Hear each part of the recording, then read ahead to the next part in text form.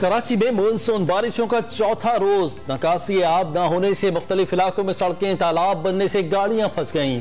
जिला कोरंगी में नाले उबल पड़े, पानी घरों में दाखिल हो गया। शहरियों को शदीद मुश्किलात का सामना। गडाप टाउन में मूसलाधार बारिश से गडाप नदी में पानी की सतह बुलंद। लड डैम ओवरफ्लो होने के बाद सैलाबी पानी सादी टाउन और सुपर हाईवे पर जमा होने लगा। दोराजी में करंट लगने से एक शख्स जाँ बहक।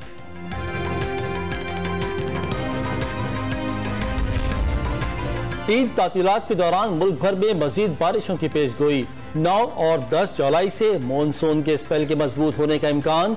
नए स्पेल से मुख्तलिफ हिस्सों में गरज चमक के साथ मूसलाधार बारिशें होंगी। NDMA ने नई एडवाइजरी जारी कर दी।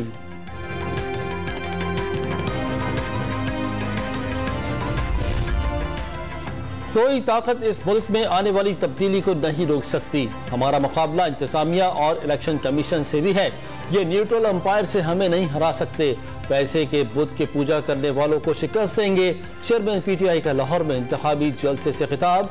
कारकुनों को हार न मानने का पैगाम भी दे दिया।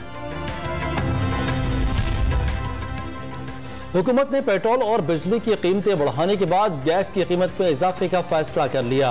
1 जुलाई से गैस की कीमतों में 154% तक इजाफा किया जाएगा। इक्तिसादी राब्ता कमेटी ने अवाम से 580 अरब रुपए वसूल करने की मंजूरी दे दी। इजाफी कीमत गैस के बिलों में कैसे वसूल की जाएगी, तरीक़ाकार उगरा तय करेगा।